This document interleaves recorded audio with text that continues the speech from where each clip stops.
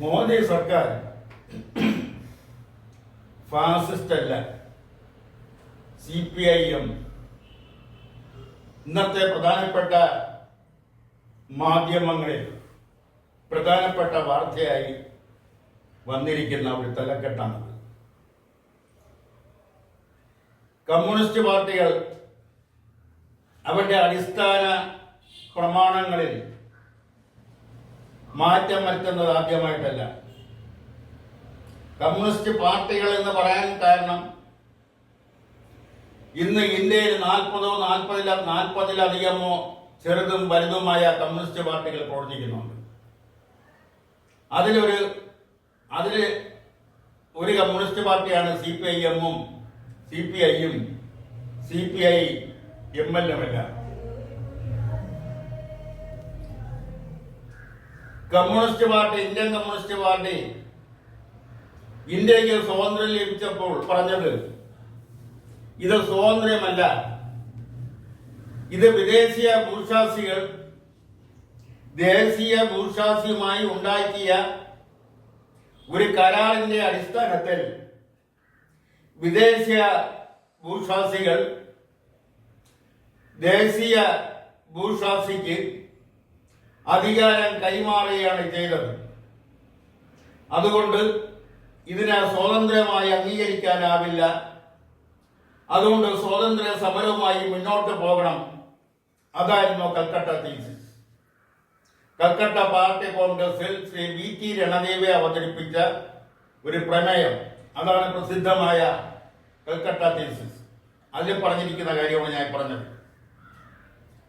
തുടർന്ന് ഇങ്ങോട്ട് കോൺഗ്രസിനെ വിലയിരുത്തുന്ന കാര്യത്തിൽ, കേന്ദ്ര സർക്കാരിനെ വിലയിരുത്തുന്ന കാര്യത്തിൽ ഒക്കെ തന്നെ അടിസ്ഥാനപരമായ പ്രമാണങ്ങളിൽ മാറ്റം വരുത്തിയിട്ടുണ്ട്.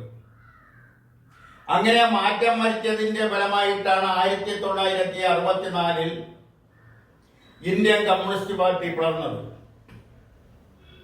കോൺഗ്രസിനകത്ത് പുരോഗമനവാദികൾ, പുരോഗമന ചിന്താഗതിക്കാർ, ജവഹർലാൽ നെഹ്റുവിനെ പോലുള്ള പുരോഗമന ചിന്താഗതിക്കാർ, സോഷ്യലിസ്റ്റ് ചിന്താഗതിക്കാർ ഉണ്ടെന്നും ബൂർഷ്വാ വിപ്ലവം പൂർത്തീകരിക്കുന്നതിന്, ബൂർഷ്വാ വിപ്ലവം എന്ന് പറയുന്ന ജനകീയ ജനാധിപത്യ വിപ്ലവം, അതിൽ കോൺഗ്രസിനകത്ത്, അതായത്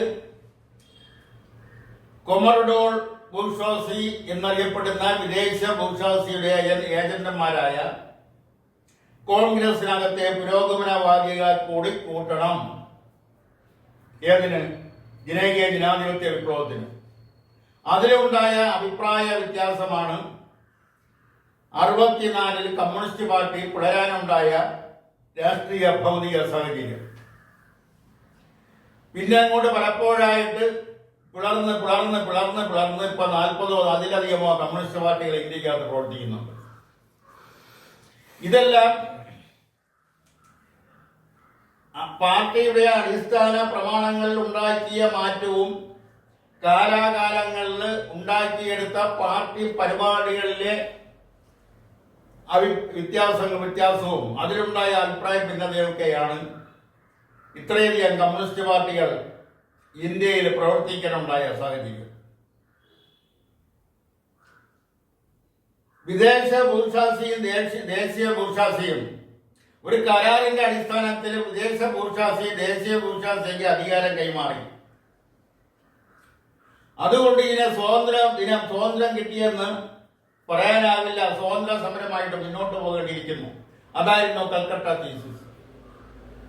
ആ കൽക്കട്ട തീസിസ് തെലങ്കാന പോലുള്ള, ആന്ധ്ര പോലുള്ള, ബംഗാൾ പോലുള്ള, പഞ്ചാബ് പോലുള്ള, ബീഹാർ പോലുള്ള ചില സംസ്ഥാനങ്ങളിൽ അത് നടപ്പിലാക്കാൻ ശ്രമിച്ചതിന്റെ ഫലമായിട്ട് ആയിരക്കണക്കിന് കമ്മ്യൂണിസ്റ്റ് പാർട്ടി പ്രവർത്തകരാണ് ഭരണകൂടത്തിന്റെ വെടിയേറ്റ് മരിച്ചു വീണത്. പിന്നെ അത് തിരുത്തി. എങ്കിലും കഴിഞ്ഞ CPI 64 തിരുത്തിയെങ്കിൽ തന്നെയും CPM സ്വാതന്ത്ര്യത്തെ അംഗീകരിച്ചിട്ട് ഇപ്പൊ 2-3 വർഷമേ ആകുന്നുള്ളൂ. അതുവരെ സ്വാതന്ത്ര്യദിനം ആഘോഷിക്കുകയോ പാർട്ടി ഓഫീസുകളിൽ ദേശീയ പതാക ഉയർത്തുകയോ ചെയ്യുമായിരുന്നില്ല. അതിന് മാറ്റം വന്നിട്ട് 3 വർഷമേ ആവുന്നുള്ളൂ. ഇതായിരുന്നു ഇന്ത്യയുടെ കമ്മ്യൂണിസ്റ്റ് പാർട്ടിയുടെ രാഷ്ട്രീയ സ്ഥിതി. ഇന്നിതാ അടിസ്ഥാന പ്രമാണങ്ങളിൽ പ്രധാനപ്പെട്ടത്, അതിൻ്റെ നട്ടെല്ല് എന്ന് പറയാവുന്ന പ്രമാണത്തിൽ മാറ്റം വരുത്താൻ ഉദ്ദേശിച്ചുകൊണ്ട് CPIMന്റെ പാർട്ടി കോൺഗ്രസിൽ വിതരണം ചെയ്ത കരട് രേഖ. അതിൽ മോദി സർക്കാർ ഫാസിസ്റ്റ് അല്ല. കഴിഞ്ഞ പാർട്ടി കോൺഗ്രസ് വരെ മോദി സർക്കാർ, BJP സർക്കാർ ഫാസിസ്റ്റായിട്ടാണ് വിശേഷിപ്പിച്ചിരുന്നത്. ഫാസിസ്റ്റ് വർഗീയ ശക്തികളാണ് ഇന്ത്യ ഭരിക്കുന്നതെന്നാണ് കഴിഞ്ഞ പാർട്ടി കോൺഗ്രസ് വരെ അല്ലെങ്കിൽ ഈ പുതിയ കരട് രേഖ വരുന്നത് വരെ കേന്ദ്ര സർക്കാരിനെ വിശേഷിപ്പിച്ചിരുന്നത്. ഇന്ന് അവർ എടുത്തു പറഞ്ഞിരിക്കുന്ന കാര്യം, കഴിഞ്ഞ 11 വർഷത്തെ മോദി ഭരണം നവ ഫാസിസ്റ്റ് സ്വഭാവമുള്ള വലതുപക്ഷ വർഗീയ ഏകാധിപത്യ ശക്തികളുടെ ഏകീകരണത്തിന് വഴിവെച്ചു എന്നാണ്.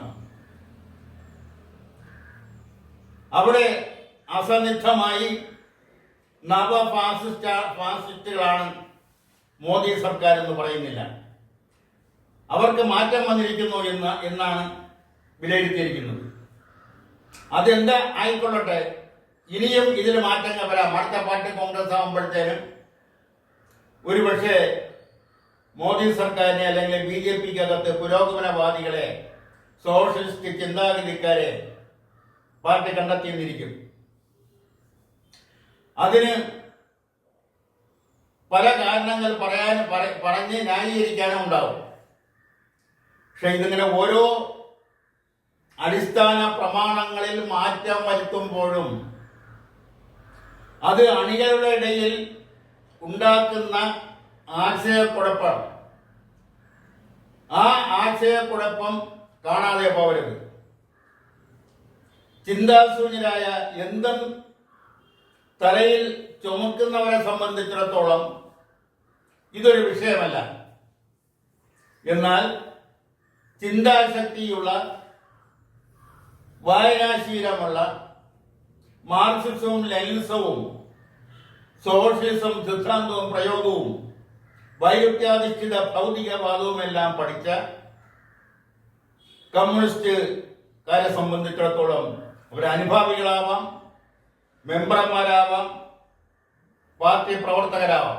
അവരെ സംബന്ധിച്ചിടത്തോളം ഇതിൽ വളരെയധികം ആശയക്കുഴപ്പം ഉണ്ടാക്കുന്ന കാര്യമാണ്. ഇപ്പോൾ ഇതിനെ എതിർക്കുന്ന CPMന്റെ കൂടെ നിൽക്കുന്ന CPIക്ക് ഇത് ധരിക്കുന്നില്ല, CPI-MLന് ഇത് ധരിക്കുന്നില്ല. ഇപ്പോൾ ഇടതുപക്ഷ ജനാധിപത്യ മുന്നണിയോടൊപ്പം നിൽക്കുന്ന CPI-MLനെ കുറിച്ച് പറയുമ്പോൾ അത് Shri KN Ramachandran general secretary ആയിട്ടുള്ള CPI-ML ആണ്. ശ്രീ KN രാമചന്ദ്രൻ വിഭാഗവും വേണു വിഭാഗവും തമ്മിലുള്ള അഭിപ്രായ ഭിന്നത കുറിച്ച് പറഞ്ഞാൽ ഈ അവസരത്തിൽ അതും കൂടെ പറഞ്ഞ് അവതരിപ്പിക്കാം. ഇന്ത്യയിൽ സോഷ്യലിസ്റ്റ് സായുധ വിപ്ലവം നടന്നതിന് ശേഷം രൂപീകരിക്കുന്ന തദ്ദേശീയ സ്വയംഭരണ സ്ഥാപനങ്ങൾ എങ്ങനെ സ്ഥാപിക്കണം എന്നതിനെ കുറിച്ചുള്ള അഭിപ്രായ ഭിന്നതയായിരുന്നു വേണുവും രാമചന്ദ്രനും നേതൃത്വം കൊടുക്കുന്ന 2 നക്സലൈറ്റ് വിഭാഗങ്ങളും തമ്മിലുള്ള അഭിപ്രായ ഭിന്നത. അതുകൊണ്ട് ഈ അഭിപ്രായ ഭിന്നത കമ്മ്യൂണിസ്റ്റ് പാർട്ടിക്കകത്ത് അതിന്റെ പരമായിട്ട് കമ്മ്യൂണിസ്റ്റ് പാർട്ടി വളരുന്നു, വീണ്ടും യോജിക്കുന്നു.